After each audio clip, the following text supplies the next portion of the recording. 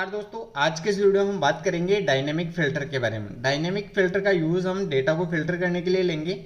यहाँ हमारे पास में जो डेटा दे रखा है, इस तरीके से आपके पास में और ज़्यादा डेटा भी हो सकता है। वहाँ पर अगर मान लीजिए आपको यहाँ डिपार्टमेंट के अकॉर्डिंग हो गया, लोकेशन के अकॉर्डिंग हो गया, या फिर और भी कोई कॉलम है उसके अकॉर्डिंग आप उसको फिल्टर कर सकते हैं।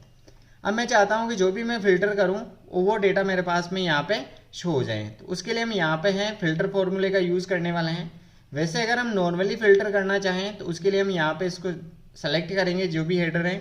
उसके बाद हम सॉर्ट एंड फिल्टर के अंदर जाएंगे और यहाँ से फ़िल्टर यूज़ करते हैं। तो हमारे पास यहाँ पर फ़िल्टर बटन शो हो जाता है। अब हम यहाँ से अलग अलग डिपार्टमेंट को सेलेक्ट करके, और यहाँ से जैसे मैंने IT को सेलेक्ट किया तो ये IT का डेटा फिल्टर हो गया।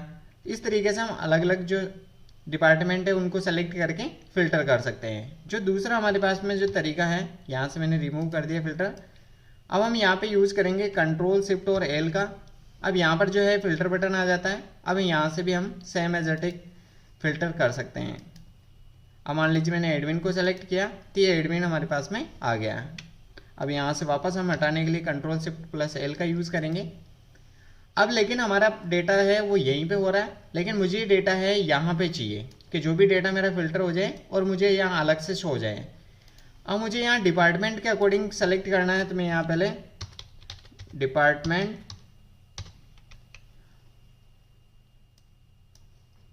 अब मेरा जो भी डिपार्टमेंट है उसके अकॉर्डिंग मैं सेलेक्ट करने वाला हूँ और यहाँ पर मेरा डेटा आ जाए। तो उसके लिए हम क्या करने वाले हैं, यहाँ पर फॉर्मूला यूज़ करेंगे बराबर, उसके बाद हम फिल्टर, उसके बाद हमें एरे लेना है, यानी हमारे पास में जो डेटा है हम उसको सेलेक्ट कर लेंगे। अब उसके बाद हमें कॉमा लगाना है। उसके बाद इंक्लूड के अंदर जो भी हम लॉजिकल टेस्ट देने वाले हैं, यानी डिपार्टमेंट के अनुसार सर्च करते हैं तो यहाँ डिपार्टमेंट रेंज को सेलेक्ट कर लेंगे। उसके बाद इक्वल प्रेस करना है। अब यहाँ पर हम जो डिपार्टमेंट है यहाँ से सेलेक्ट करेंगे, तो इसको हमने सेलेक्ट किया, उसके बाद ब्रैकेट क्लोज कर देंगे और एंटर प्रेस कर देंगे। अभी हमारे पास में यहाँ पर कोई डेटा नहीं है, एरर शो कर रहा है। तो यहाँ जैसे ही हम डेटा सेलेक्ट करते हैं, जैसे मान लीजिए मैंने डिपार्टमेंट सेलेक्ट किया IT, तो यहाँ हमारे पास में जो डेटा है वो IT का यहाँ पर शो हो गया। अब इस तरीके से अगर यहाँ मान लीजिए मैं इसको,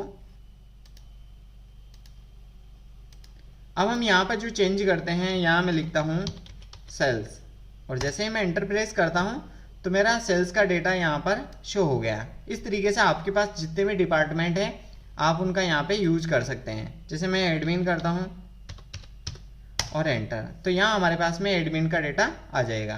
इस तरीके से हम लोकेशंस के अकॉर्डिंग भी कर सकते हैं। उसके लिए हम क्या करने वाले हैं, यहाँ पर लोकेशन सेलेक्ट करेंगे। इस बार यहाँ मैं लोकेशन, अब यहाँ जो भी लोकेशन हम लिखेंगे उसके अकॉर्डिंग हमारा सारा डेटा यहाँ पे आ जाएगा। तो उसके लिए सेम हम क्या करते हैं, बराबर, उसके बाद हम यूज करने वाले हैं फिल्टर, ब्रैकेट लगाएंगे, उसके बाद एरे देने वाले हैं। जो भी हमारा डेटा था उसको हमने सेलेक्ट कर लिया, दोबारा से कॉमा लगाया। इंक्लूड के अंदर इस बार हम जो है लोकेशन के अकॉर्डिंग, तो इस बार हम लोकेशन को सेलेक्ट कर लेंगे, रेंज को इक्वल, और जहाँ पर हम लोकेशन सेलेक्ट करेंगे हमने सेलेक्ट कर लिया, उसके बाद ब्रैकेट क्लोज और एंटर। अब सेम एज इट इज, जैसे मान लीजिए मैंने यहाँ पर लिखा अजमेर और एंटर किया, तो यहाँ अजमेर लोकेशंस का डेटा है वो मेरे पास में आ गया। इस तरीके से और भी हमें चाहिए, जैसे मान लीजिए यहाँ मैं करता हूँ टोंक और एंटर, तो ये टोंक का डेटा आ गया। अब मुझे यहाँ पे चाहिए सिक्कर का डेटा, तो यहाँ पर सिक्कर टाइप किया तो ये सिक्कर का डेटा हमारे पास में आ गया। इस तरीके से अगर मैं यहाँ पर जयपुर, जो भी डेटा टाइप करूँगा लोकेशंस, उसके अकॉर्डिंग हमारा डिटेल्स आ जाएगा। अब हम यहाँ से इसको कर देते हैं डिलीट, तो हमारे पास ये आ गया। अब मान लीजिए वापस आपको ये चाहिए, तो सेम एज इट इज इसके अंदर हम यहाँ पे जो यूज़ करने वाले हैं फॉर्मूले में चेंज करेंगे।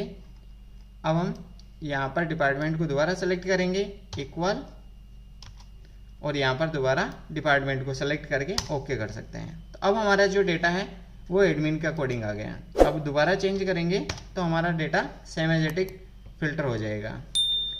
आई होप आपको डायनेमिक फिल्टर अच्छे से समझ में आ गया होगा।